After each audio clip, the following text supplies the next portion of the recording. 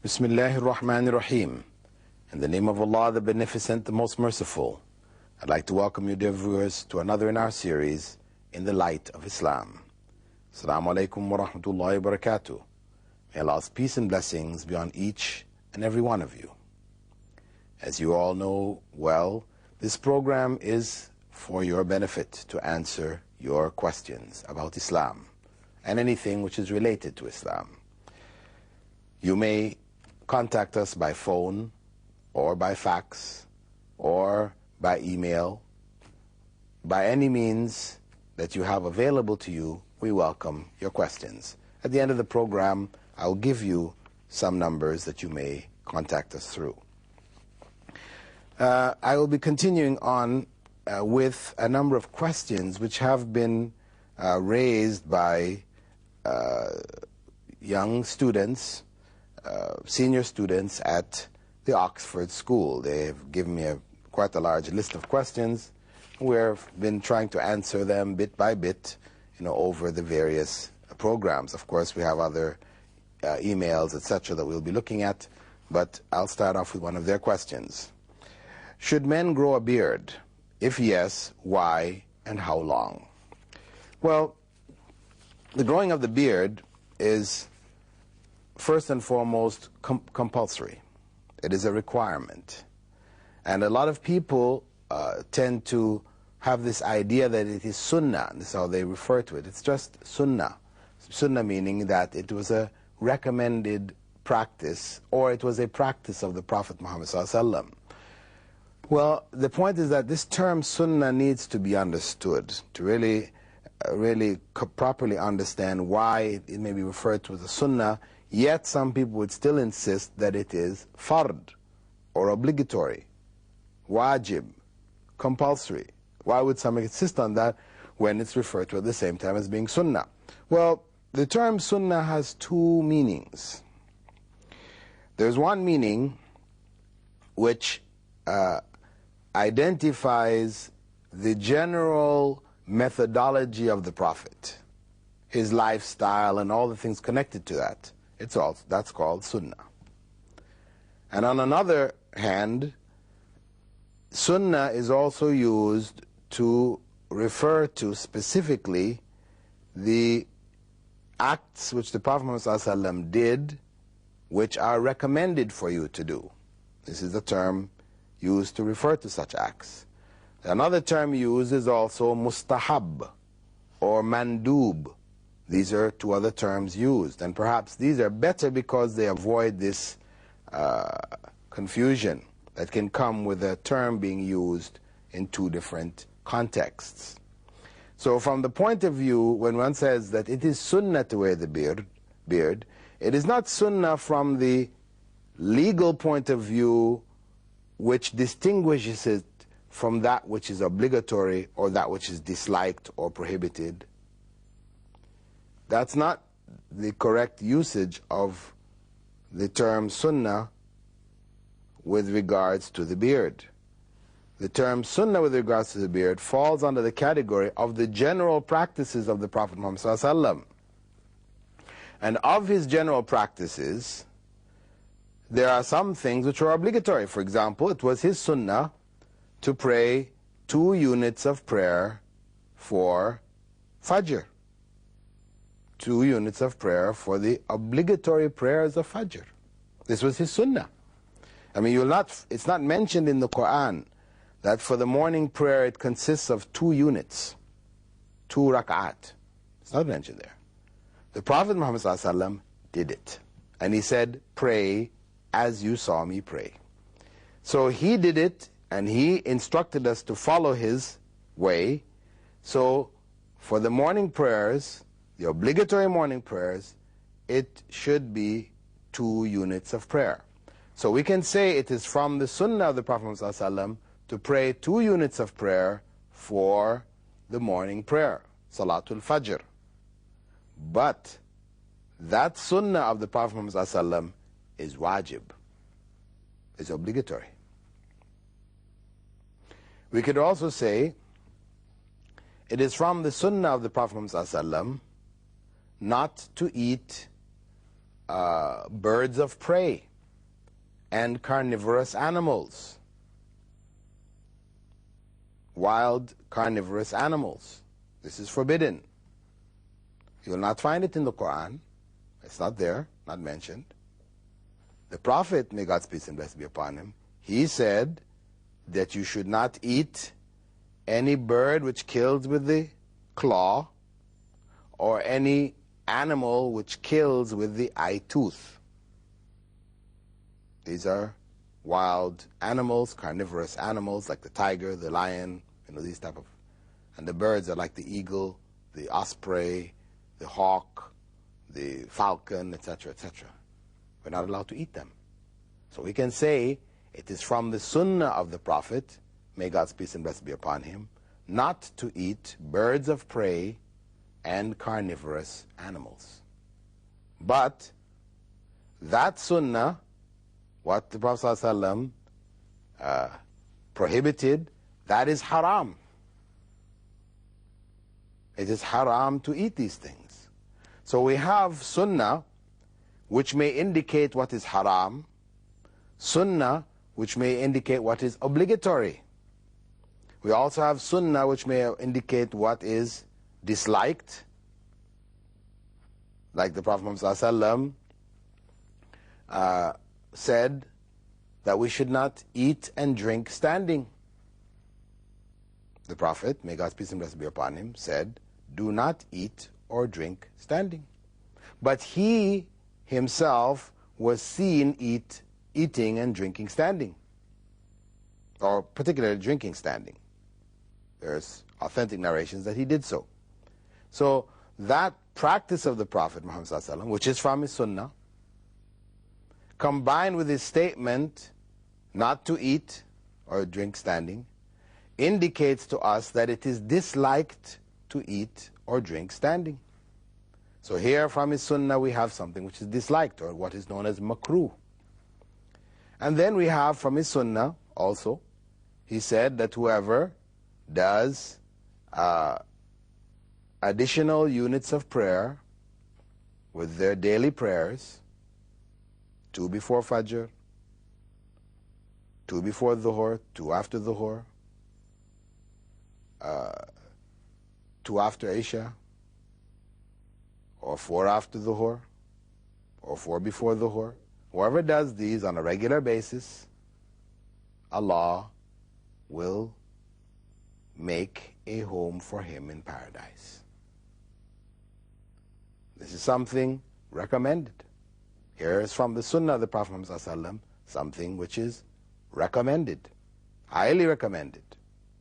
We also have from the Sunnah of the Prophet ﷺ that when a desert lizard, which is called in Arabic a dab, was brought to him to eat, because Arabs of Arabia did eat this desert lizard, he didn't eat it. When he was asked by one of his companions, is it haram? He said, no, it was just not in the area where I grew up, and I don't like it. So it was his personal dislike. He here indicates by that personal dislike, which is from his sunnah, that the eating of the dab, the desert lizard, is neutral, or what they call mubah. You may do it, or you may not. So from the sunnah of the Prophet ﷺ, we have all 5 categories derived. Now the question is, how do we know whether growing the beard is from the obligatory sunnah, or is it from the recommended sunnah? How do we know that? Or is it merely from the permissible sunnah, the mubah? You do it or don't do it, doesn't matter. How do we know? Well, we have to look at the principles which the scholars used to determine how things are classified as obligatory, how are they classified as recommended, how are they classified as permissible in general. Because we should be conscious that this classification is not done by what they call an eeny, meeny, miny, mo method. Meaning that we get, for example, a bottle, and we put some balls inside or whatever, one written on it, compulsory, another written, recommended, another written, permitted, another written, disliked, another written, forbidden. That we put it in a bowl, and whenever we have a problem to deal with, is wearing such and such, or doing this, or saying this, or whatever, how do we classify these things? That the scholar sticks his hand in the bowl, and whatever ball he comes out with, he says, okay, it says forbidden, so we say that one is forbidden. Puts his hand in, pulls out another ball, it says, okay, permitted, no problem. Says, okay, that one's no, this is not the method. This is not the way in which they determine it. It's not arbitrary. It's based on principles. Once we understand these principles, then we can now apply this to all of the various areas. And this is part of the science known as usul al-fiqh, or the fundamental principles or methodological principles of law. How do we determine when something is obligatory? We know it is obligatory when a direct command has come from the Prophet Muhammad ﷺ to do this thing. He said, do it. Now, some people say, well, a command to do something doesn't always mean you must do it. Because one may command somebody to do it and we are in fact recommending. And we may command somebody to do something and in fact we're pleading. What does this mean? For example, if we tell Allah, tell God, give me success, O God. Is it obligatory on God to give us success? No, we are pleading for success. If we say to somebody at work with us, who is a workmate or something like this, we say to them, do a good job with this. We're recommending them. Are we commanding them? No, we're on the same level as they are. We're, equal workmates. We're not the boss or anything like this, so we tell them, do a good job, okay? We're recommending. We're asking them to do a good job, recommending that they do a good job. Or if the boss tells the secretary, write this letter, it means she has to write this letter, or he has to write this letter. So they go ahead and they do it. So whether a command represents a plea, a recommendation, or an obligation will depend on who is talking to who. As a general principle, if a person of lower status is addressing a person of higher status, people are addressing an authority, their command is a plea. They're begging. They're asking, please do this. If people are of similar status and a command is given, then it means it's recommended. Or it could be a plea too. And when the higher authority is instructing the lower, then it means obligation. That is a basic principle in language. We assume that a higher authority instructing lower people of a lower status, that means it is obligatory. So if God is the higher authority, Prophet Muhammad ﷺ, he's the higher authority, they instruct us to do something, we must assume that that instruction means obligation. Why? Because, as I said, even in our own dealings with language and the world, that's what we assume. If we didn't assume this, then we will have a state of confusion where the boss tells the secretary, do this, and the secretary stops to think, well, does the boss mean I must do this? Or is he just recommending that I do it? Or it's a, if I do it, don't do it, no problem, you know. If the secretary or if those working for the manager, the boss, don't take commands to mean you must do it unless stated otherwise, then you have confusion. Systems cannot function. The world would fall apart. So according to language, we generally understand an instruction to mean obligation when it is given by a higher authority. But if that higher authority adds some other condition, some other qualifying statement, then this may shift that command to recommendation. Because if the boss says, do this letter, write this letter next week, means you don't have to do it now. I mean, you could, if you want to do it now, that's good, but it's not obligatory for you to do it right now. Something you could do later. Or if he says, write this letter if you receive an instruction from that company or the other, and so on and so on. So it means it's not on you to do it unless you receive it. So if you don't receive that, then you don't have to do it at all. So these are qualifying statements and circumstances which now can modify a command to a lesser status of a recommendation or something to do possibly or possibly not. Now when we come back now to the issue of growing the beard, and we look in Sahih al-Bukhari, the most authentic book after the Quran, we find there Prophet Muhammad ﷺ in an authentic hadith or statement saying, grow your beards and trim your mustaches. Grow your beards and trim your mustaches.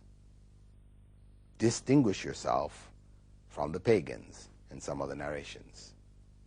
So he gives a direct command, grow your beards and trim your mustaches. So from that, because of the fact that there were no other circumstances to change that instruction from being obligation, then the correct understanding is that this is an obligation on all men. Of course, women, if you're growing a beard, Islam does permit you to remove it. I mean, that to that degree, because that's not a norm for a woman, right? Some women grow hairs, and if some may be heavier, some less. You know, if it's just a few little hairs here and there, of course, one doesn't necessarily need to worry about it. You can just, you know, use some form of coloring or whatever, which can just make it blend, and, you know, so you don't want to be plucking, picking, and all these kind of things on your face anyway. But if it starts to grow in heavy and it's disfiguring, making you look like a man, then most scholars hold that it is permissible for you to remove that hair. But for men, because this is supposed to be a symbol of their manhood, this is one of the distinguishing features between men and women, they're supposed to grow that beard. An obligation. If one does not grow the beard, one is in sin. Every time the person takes the razor to their face and removes the hair from their face, they are committing a sin.